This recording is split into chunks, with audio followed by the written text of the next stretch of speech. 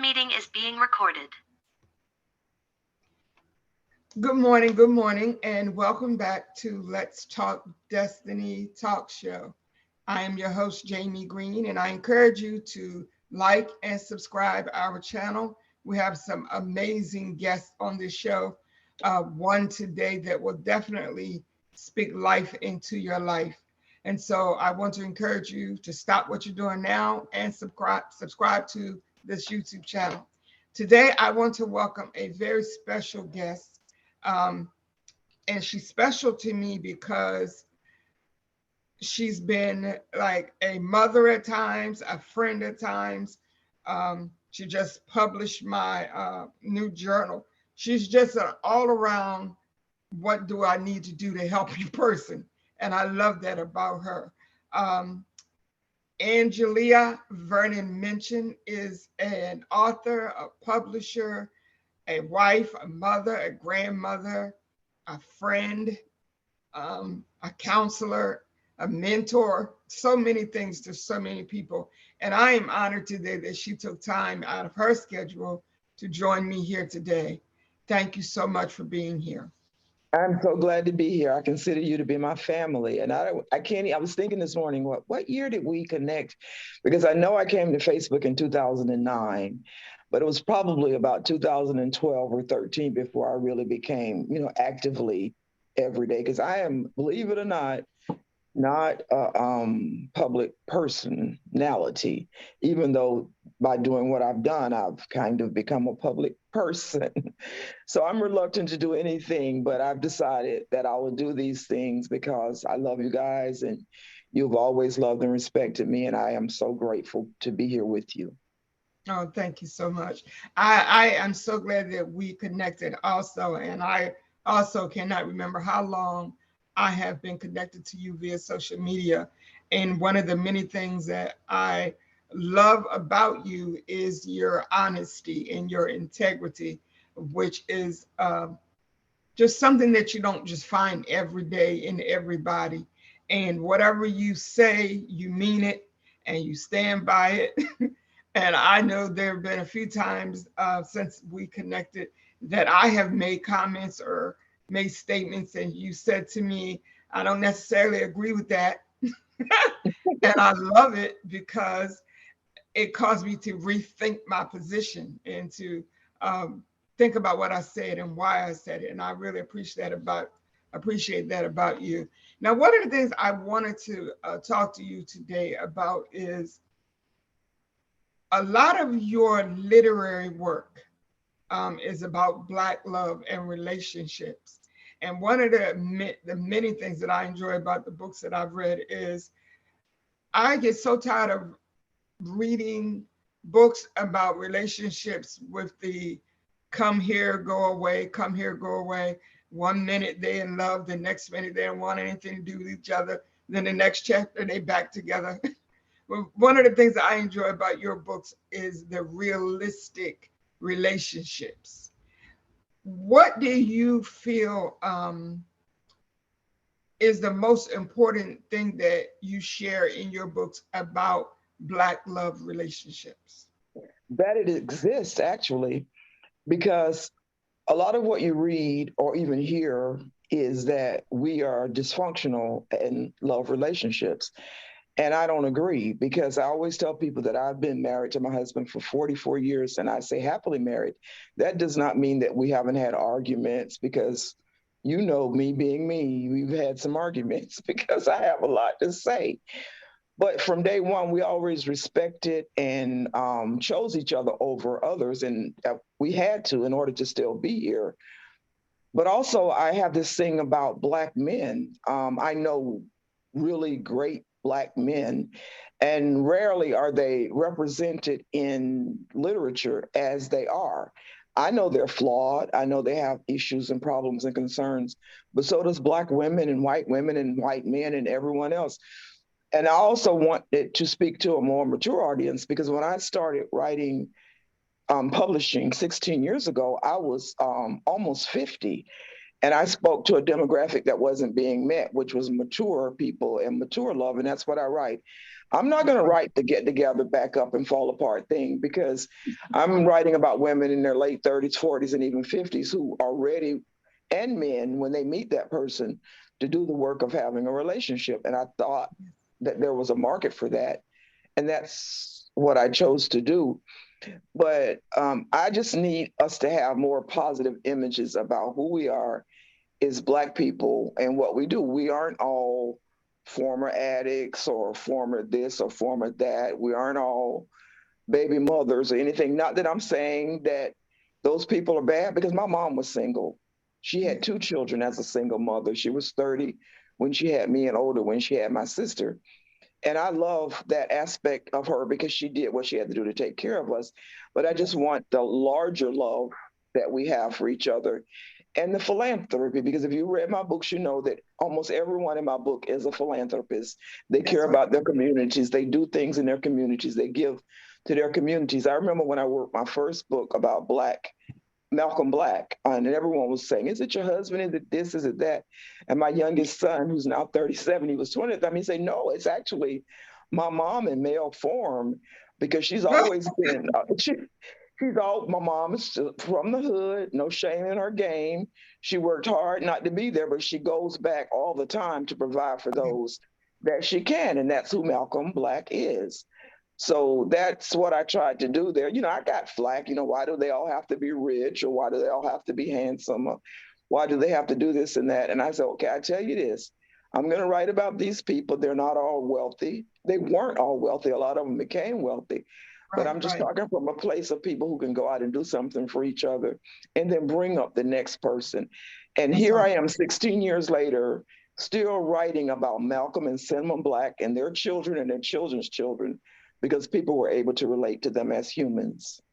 Absolutely. And I love it. I absolutely love it. I remember, when I first read your book, and I can't remember the title of it, but it was about a woman who was an artist. She had a gallery, and she, like you said, she owned her own business. She had her own mind, but she was in love with, or she was in a relationship with this man, and he was an artist as well. But they complemented one another, yet they were able to be independent of each other at the same time. And that caught my attention because, like I said, I'd read so many books down through the years where our relationships are always a struggle, always some kind of abuse, always we can barely make it from one day to the next. And I was like, oh my God, I know people that have been married for 30, 40, 50 years, and they've had disagreements, but they didn't have all of this back and forth, back and forth. Somebody has got to understand that we're all not like this. And so I'm sure there's somebody else. I just never read them. But Well, I can tell you what that book was. It was Love Makes You, it was after a Zora Neale Hurston book. That's right. Love makes you crawl out from your hiding place. And actually, I want to say that Dolores Harper, she had posted that phrase, and I said to her, I can write a book about that. And she said, I dare you. And that's where that was born. And that's where that was born. And it was very supported. And I also like to write about the characters' mothers and fathers and siblings, because that allows for longevity in the series. Because once you've given the main characters, you can go back and even write about their parents' relationship or their kids' relationships, and how they navigate life, and how we as elders step in and assist our children. Because my kids are 42 and 37. And one thing that they know for sure is that no matter how adult they are or how many anything that goes on, that my husband and I are always going to be respectfully there for them without stepping on their marriages or into their lives or telling them how to raise their children or anything like that. And I'm there in that way, hopefully for other folks' children too, because for whatever reason, that's who I am. Yes, right. That's exactly who you are. Because I absolutely can think of times when I was struggling, like, what am I going to do? I'm feeling overwhelmed, feeling really anxious. And I've signed into social media, and within seconds, something you posted came on into my news feed, and I know that it was divinely ordered to soothe me at that time. And I just love it. I just love everything you do as far as your literary work, and I love the work that you're doing as a mentor. What do you think? What do you say? I could ask other people, but what do you feel is the reason why so many people uh, in diverse socioeconomic situations, ages, whatever, feel so comfortable talking to you? Because I've been told you're the realist. And I discovered from young people that that is the highest praise.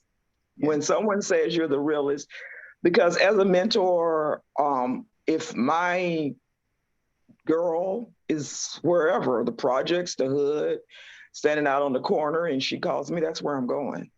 Yes. That's where I'm going. That's where my ministry is. I was often accused sometimes of not doing enough in my church because I said, well, the need is being covered here.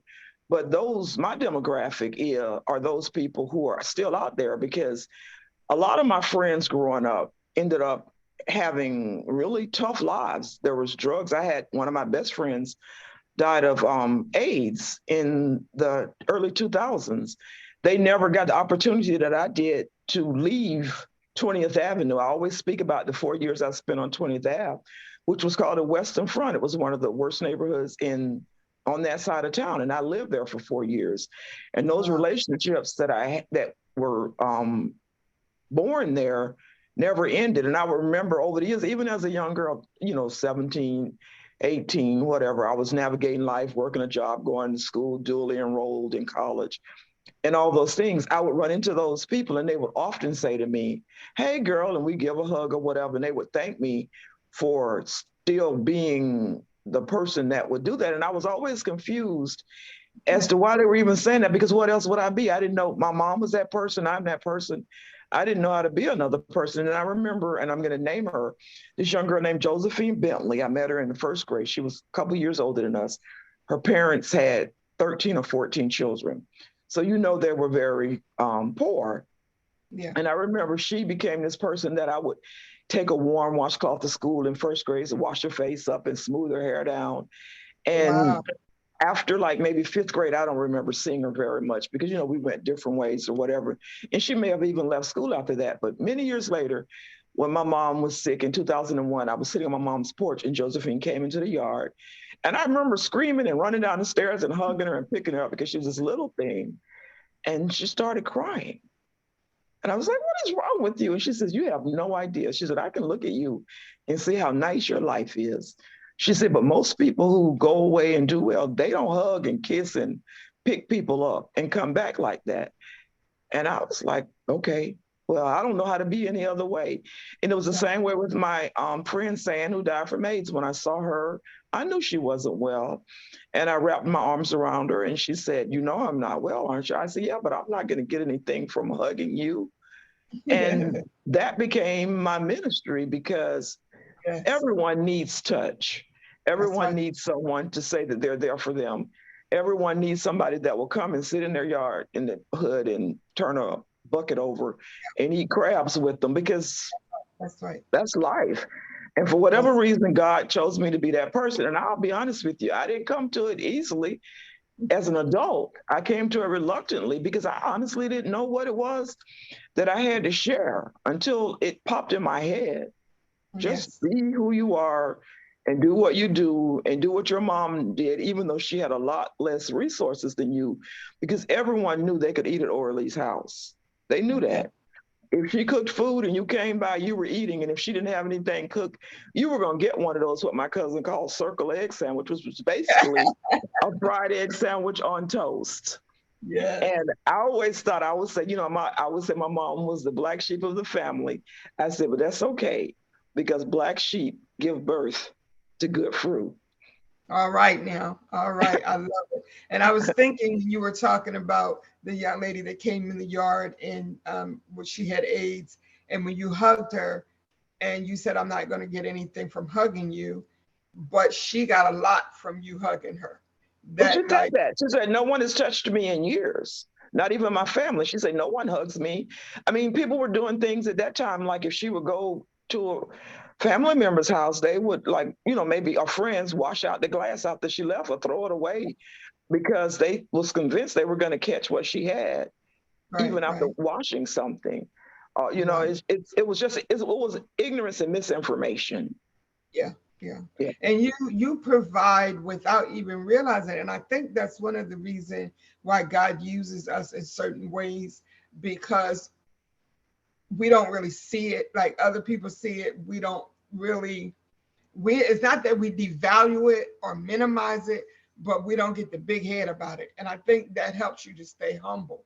And I think that's one of the reasons why God uses you like he does, because you appreciate the accolades, but you don't need them to live, and you don't need them to be who you are.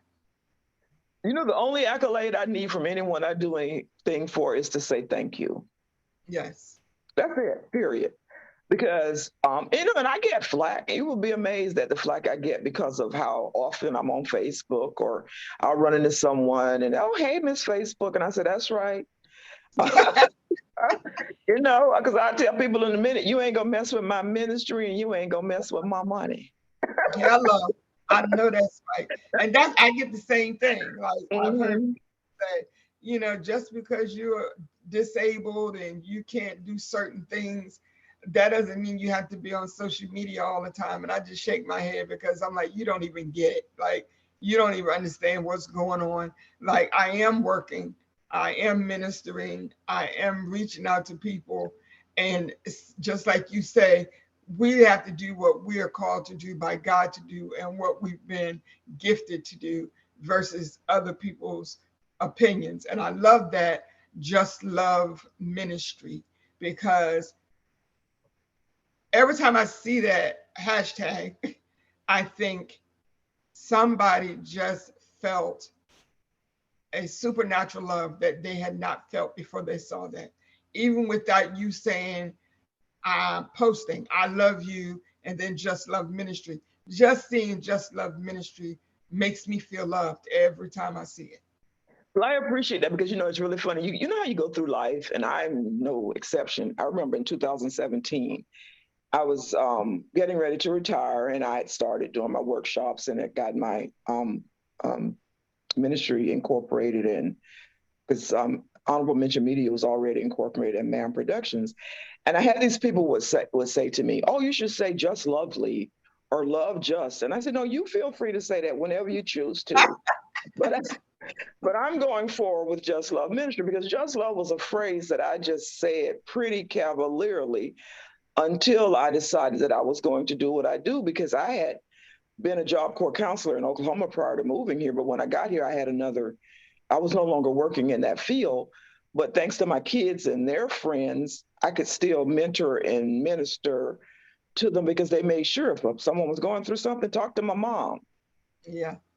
If I ran into someone at church, talk to Miss Menchan, and that became my thing. And God, sometimes I'll be like, God, I don't know, you know, um, I don't know if I really want to go forth with this. And he would, of course, not answer.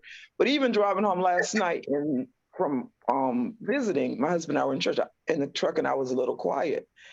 And I was thinking about this thing about why people aren't navigating relationships well. And I posted about it last night because the week before, one of my, I guess I could say mentees, and she wouldn't be offended, Sabrina Boardley had called me into a conversation where women were talking about not being fulfilled intimately by their partners. And I was stunned at the numbers of people that were saying that it was just an in and out, hello, ma'am, see you later kind of a thing. Yeah. Yeah. And when I was thinking about that last night, because I'm going to do a workshop, let's talk about sex, baby, or something. Anyway, I had I had this thing where I'm just sitting there quietly, and I hear this thing in my head, and it said it's because they don't know how to be intimate, because it's more than sex or prowess or whatever. It's intimate relationships, the kind Yeah. of relationships where you can share your fears and your successes. If I move in the middle of the night, or if my husband moves the other person is going to say you good. Yeah. That's intimacy. That's right. That's right. That's a part of what the relationship is. If someone says something offensive about my husband or about me, they're going to hear from the other of us, Yeah. because you don't get to speak about my partner that way, even if it's my kids. Because my youngest used to always tell my oldest, if you really want to make mama mad, talk about that man or husband, and you're going to get it. And those are the things that make life continue to go. It's not about, I'm not letting anybody abuse me. I'm not letting anyone hit me. And my mom went through that. I said, I'm not going through that. When I Yeah. met my husband, he said to me, I'll never be that guy. And he's honored that for 44 years, but more than that, actually, because we dated in high school and were broken up for years Mhm. until one day we were together again, and then a year later married.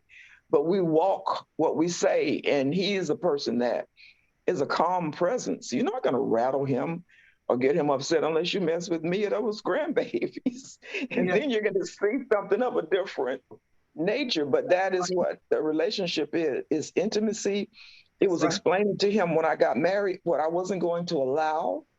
It was him saying to me what I'm not going to do, and us continuing to honor those things for Yes. all of our marriage, even when we aren't feeling each other. And there are those times we know how to get out of each other's way. I'll go in my Yeah. office and start writing. He may be in the garage, and about 5 o'clock, he'll say, "You're hungry?" I was like, "I could eat." Because I got to be bad a little bit.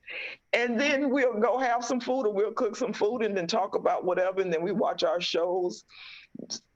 We have an intimate relationship that's respectful. And that's why Yes. things aren't working even sexually, because no one is trying to get into bed under somebody who doesn't respect them. That's correct. That's correct.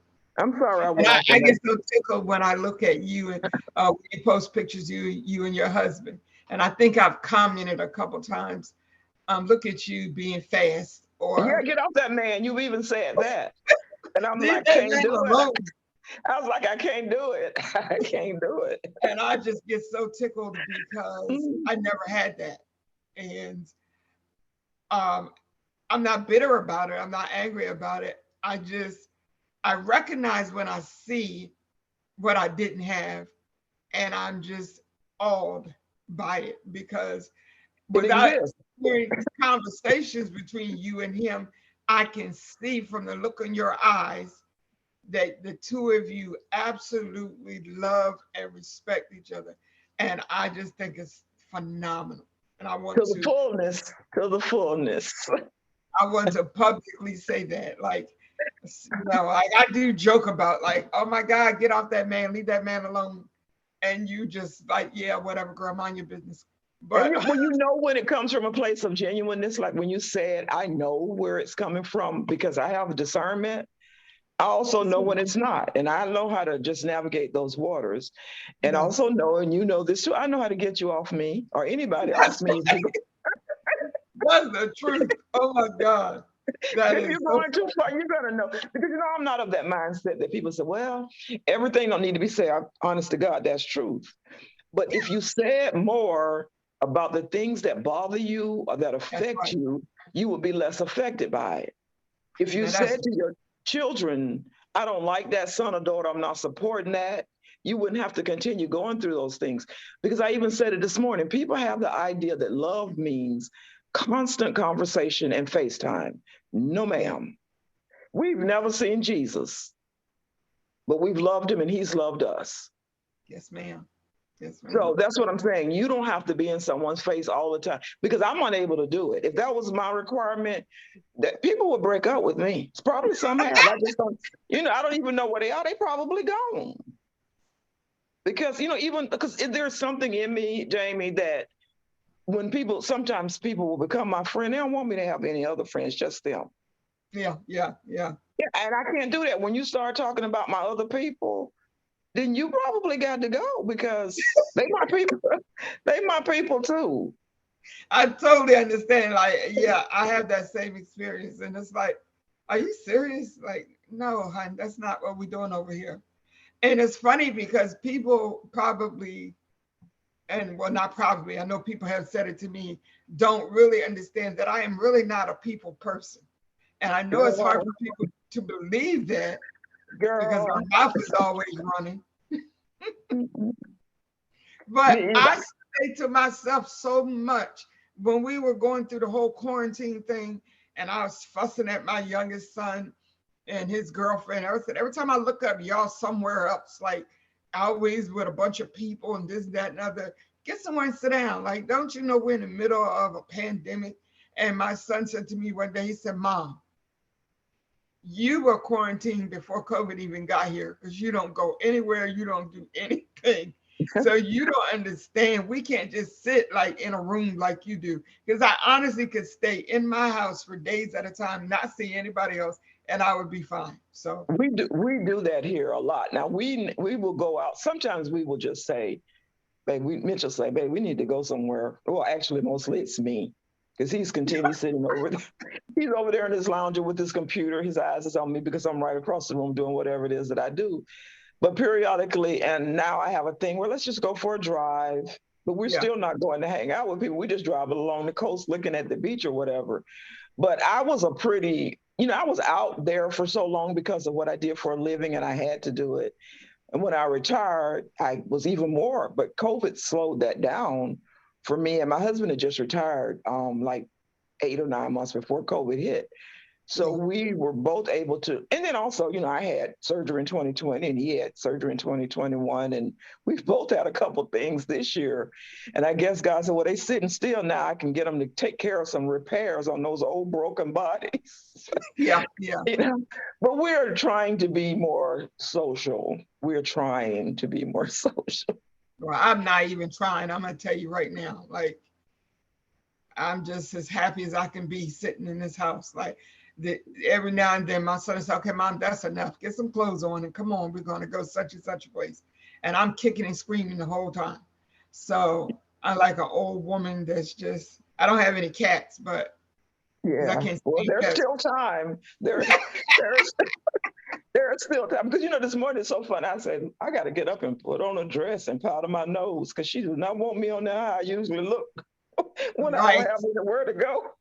I'm the same way. I actually set my alarm to remind me at a certain time to put some clothes on, like Oh because my.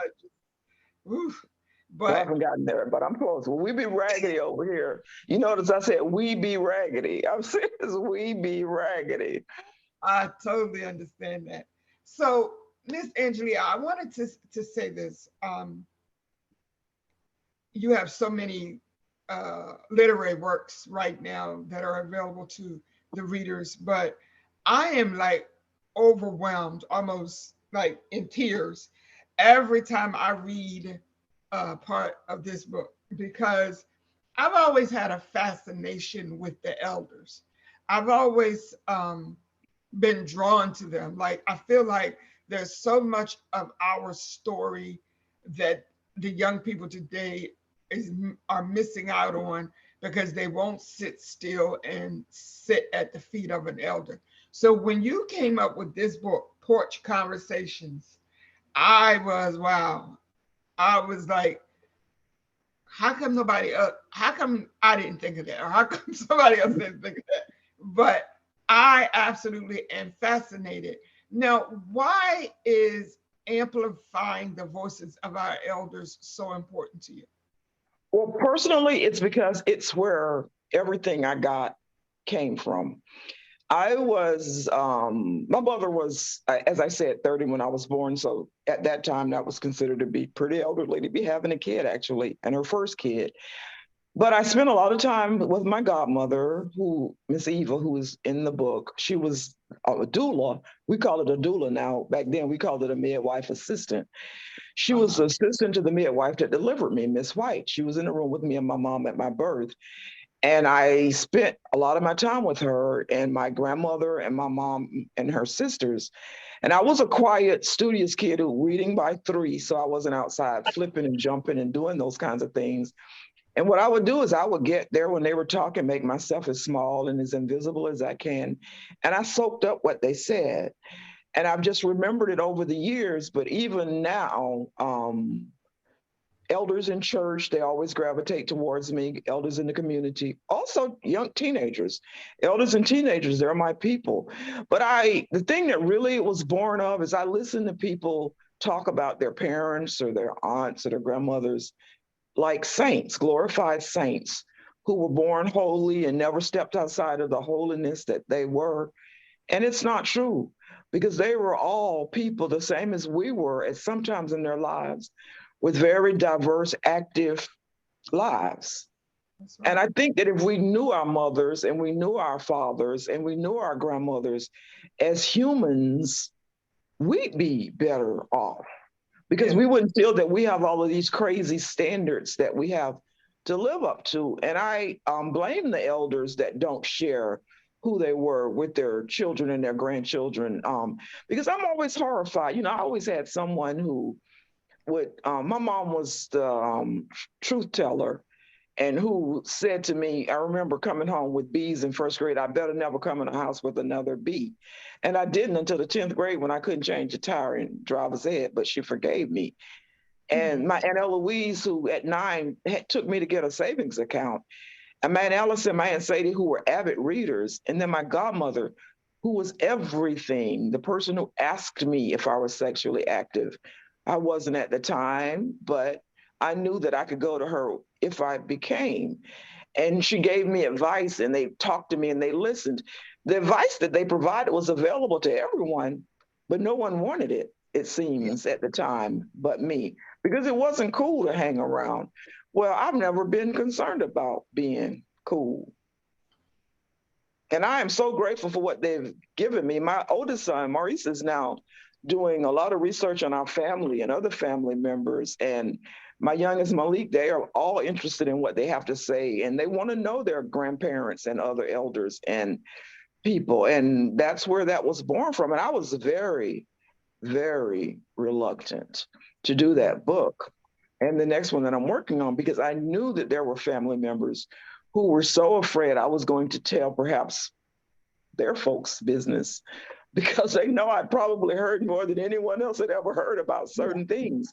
But that is not what I was in the business to do. I was to share the stories of those gone, like all of my mom and my aunts are all gone. My godmother died at 102. She's gone. Wow. Um, but I also wanted to incorporate it with people like Mr. Irvin Yeah. and B, because those are still living, breathing people that live lives outside Yeah. of what people consider good and decent. But just like B said, the Lord loves me as much as he loves you. Because once All I right. Now. accept him and ask him for forgiveness, because there are genuinely people, Jamie, right now who honestly believe that if you were a prostitute in the 1970s, even though you've accepted God, you're hellbound and not worthy of being That's in right. a conversation with good people. That That's right. is not true. That's That right. is not true. In That's fact, a right. lot of people are gonna miss it themselves because they don't even know the word. They just out there quoting scriptures and repeating what the pastor That's said. right. That's right. Absolutely. And I was thinking as you were talking about my own parents, like when they died, my dad was an apostle and my mother had been pastoring for many, many years. So whenever I reference them, people always respond with, "Oh, they were such a great man and woman of God." And I'm thinking about mom and dad. I'm not thinking about the apostle and the pastor. And when I say they were not born apostle and pastor, like they were just like everybody else, they actually met in a club. And someone said to me one time that they thought that was disrespectful to say that. Oh my So God. See, I that's can't even religion. That's religion, exactly not faith. religion. So I said, let me tell you something. Mom was singing in a group, a girl group.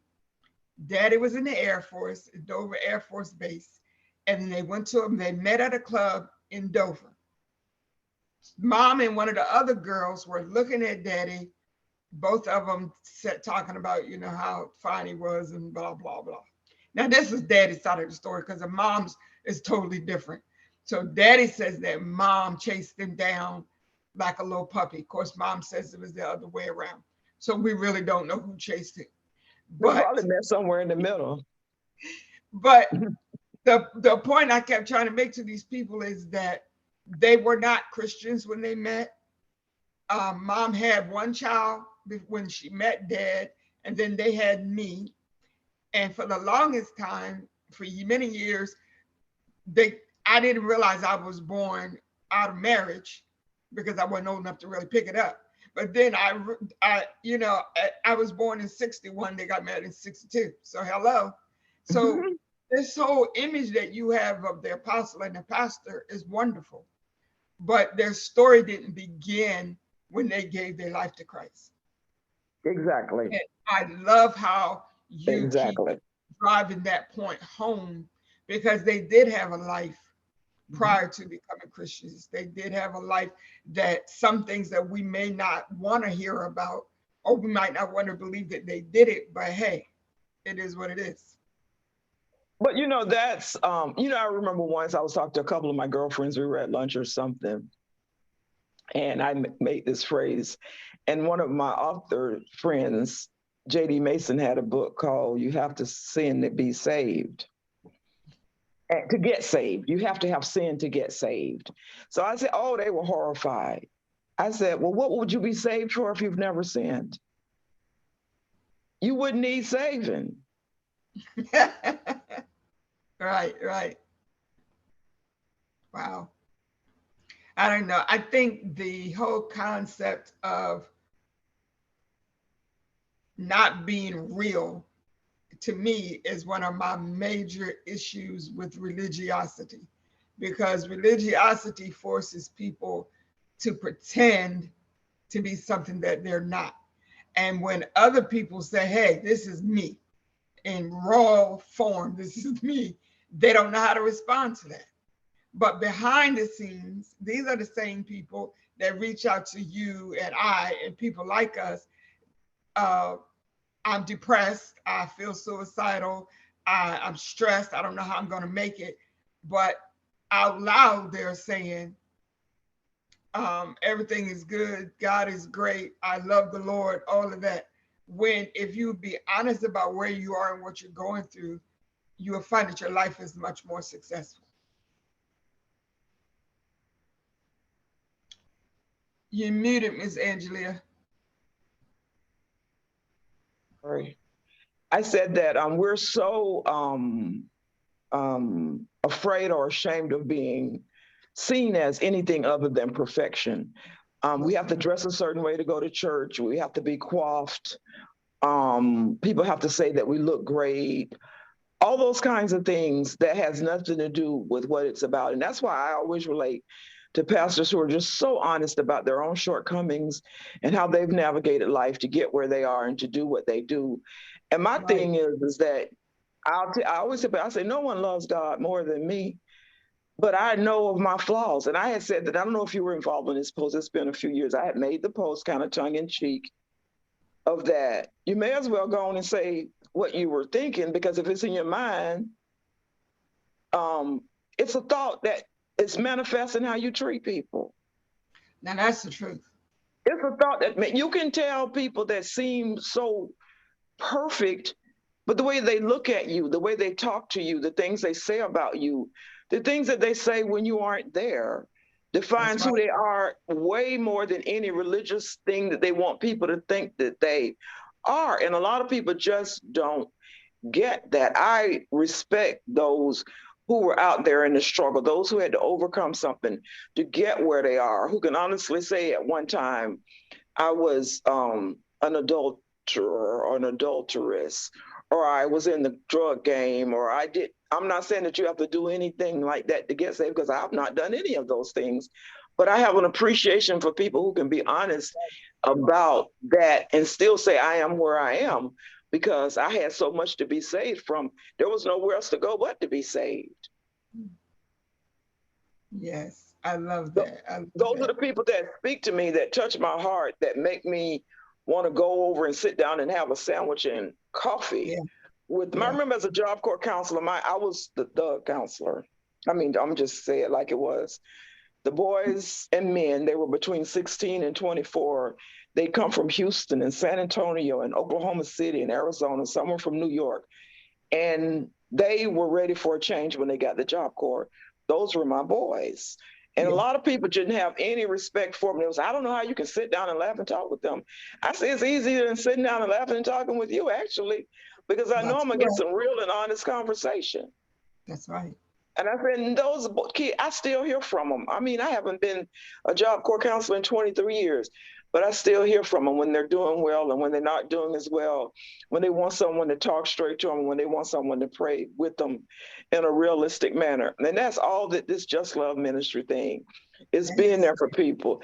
And I have to say a little bit about how Just Love Ministry morphed. When I first started, it was just ministering and young people. But during the pandemic, I realized that people might need $20 to get some food, or $50 to pay half on a light bill, or to get some medicine.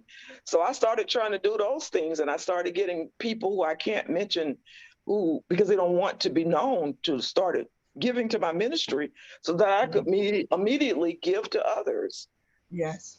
And I loved that part of it. It's still what it was at its intent, but God in life will change a thing to what it needs to be from what you thought it Absolutely. should be. And we have to Absolutely. be flexible enough to go with that when it occurs. Absolutely. Absolutely. I love that. Okay. I'm gonna let you go in a few minutes, but I want you to talk to us about, as this year is coming to a close, what you're up to as an author, which books you have available, and where our listeners will be able to purchase your books. What do you have coming up for the rest of the year for Just Love Ministry? And just tell us a little bit about what you're planning to do to close out this year. Well, actually, in September, when I published your journal, I also published another journal and a couple books of my own. Trist, because whenever I go to a new place, I always write about it. I was mentioned I were in St. Lucia for our 44th anniversary. And of course, I'm still working on part two of the elders' stories.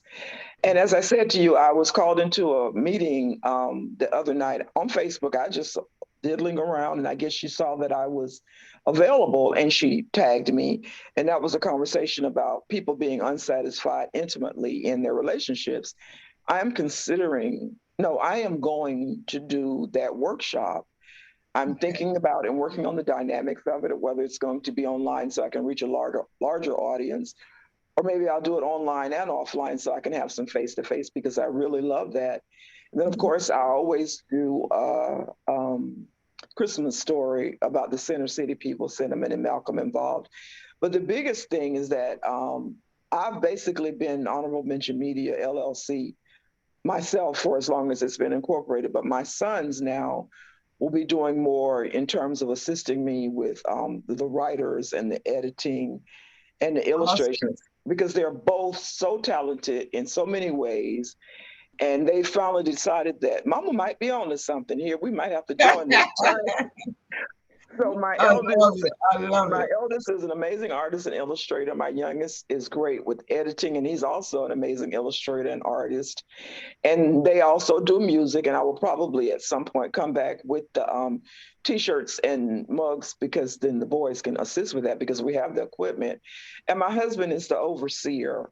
He's going to make sure that I don't do too much or I don't go too far, That's and that the correct. boys don't get too crazy or anything like that. Because when you had asked me last year about your son's book, I was unable to do it. But if my sons had been a part of the thing at that time, they would have been able to snap that up. And now I will be more available to a wider reach than I Yeah. could be personally.